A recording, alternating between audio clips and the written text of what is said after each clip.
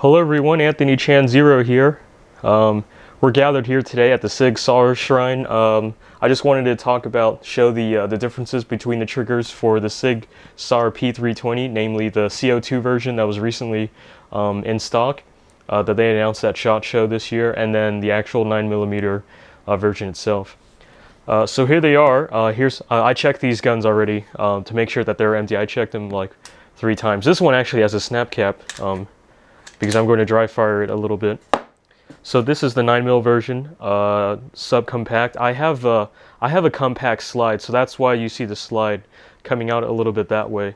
Whereas normally the subcompact slide would be just right about there, where it would fit right in. So mine might be a little bit different than your subcompact. And this is the CO2 version that just became available. I actually got mine on Pyramyd Air. I have to wait a good it was like 4 months on back order or so. It was pretty wild. It has a couple of differences. The magazines, this little small thing right here, it's actually chain fed. CO2 cartridges go back inside here.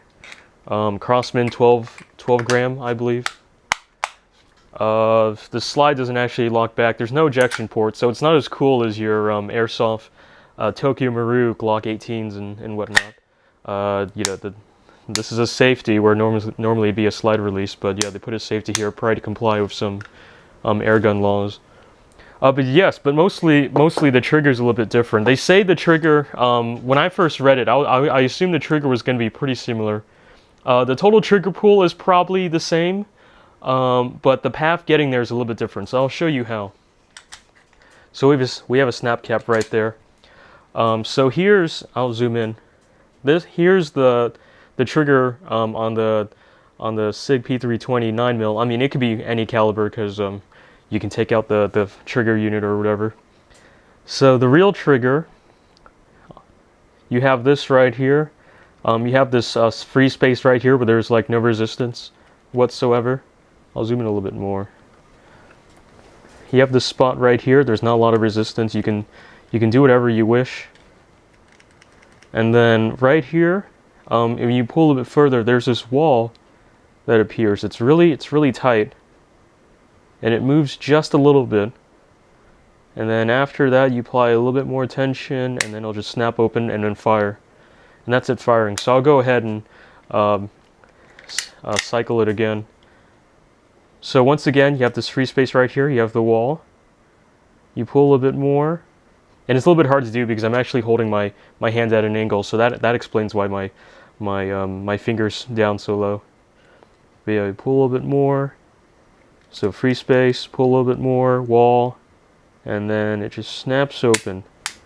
Very easy. I'll show you that some more. For those of you who already have those of you who are already owners of the P320 will know this so well. You just have that nice wall. All right. So what's it like on the air training pistol? The difference is this right here is some chain-fed magazine.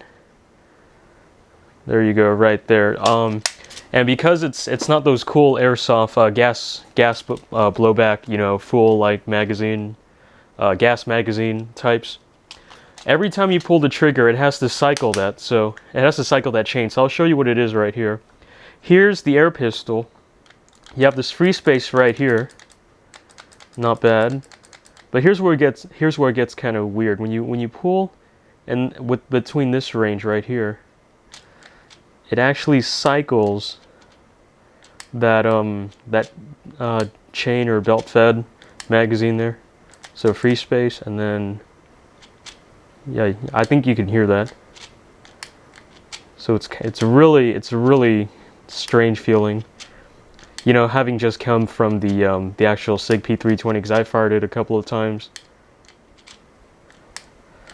So yeah, you'll see that free space, and then it gets weird right around there. So at the end of that level, at the end of this cycle, you have this small wall. It's actually not as much of a wall as the actual 320. It's a little bit looser. But it'll still snap like that. I'll show you that again. Yeah, it's just different. So we go again, free space, more, all the way. I think what makes it really weird is about halfway through that cycle, free space, and then like roughly around here, you get that resistance from the chain moving. So just as you're pulling back, you're headed towards the wall. There's like this speed bump. I guess that's how I'm going to describe it. You're headed towards the wall, but then there's this speed bump that comes in the way. And sometimes you're expecting that speed bump, sometimes you're not. But you don't know exactly where that speed bump is. It's kind of like a speed bump in your neighborhood, because I have a speed bump in my neighborhood, and at night, you sort of remember where it is. You don't know exactly where, you just know that you're expecting one. That's sort of what this trigger is feeling like when it cycles the chain mechanism. Which, of course, I don't give any fault to the manufacturers of this pistol, because, you know, that's probably all they had to work with at the time. But yeah, there it is right there. That's that free space again, and then that weird speed bump. And then finally you have the wall. So I'll do that a couple more times just so you can sort of see it.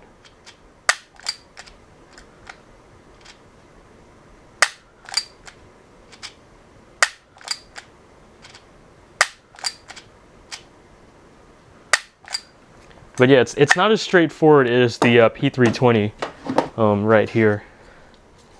Well, the 9mm that I have right here. But yeah, here it's right there, free space. You have like a little drive to the wall, a small walk, and then you have the wall itself. And then after a while it just snaps. Yeah, it's not as straightforward. So here's the actual Sig trigger again, as I'm sure you saw.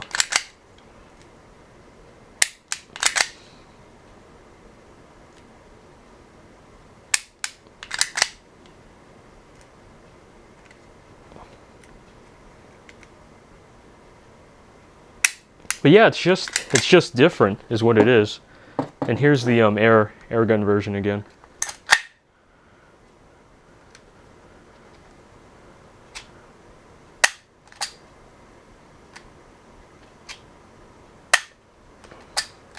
I think this is still a good training pistol, specifically for people who own or want to train with the 320. But in some times you don't want to actually use the 9mm. So for like quick draw practices, maybe point shooting, I can still see this being useful. But you can't practice your like tactical like magazine reloads because yeah, these mags, you know, it's not the same. It's not the same full-size magazines or the same actual like caliber magazines you have there. I think for quick draw purposes and like identification or training people on the Sig P320 for the first time, I'll probably use this to train them, or you know, train myself if I want to practice like quick drawing and point shooting. But yeah, if you're just looking for like a general fun recreational pistol, for that price range, which is approximately $100, you can get a lot of really nice other pistols for that purpose. If you're playing airsoft, I mean, you have the other like 6mm, which is off in another direction, but you have those. Those are a lot of those are like a lot of fun as well. But for 177, yeah, you might have better choices even for 177 if you're just looking for a random like backyard toy. But yeah, it seems like this one appeals more to people who own the 320 than people who are just looking for a fun recreational shoot in the backyard, maybe shoot some bugs or pests or whatever. So yeah, so this is the CO2 version, and then this is the 9mm. Thank you for watching, everyone. Clear.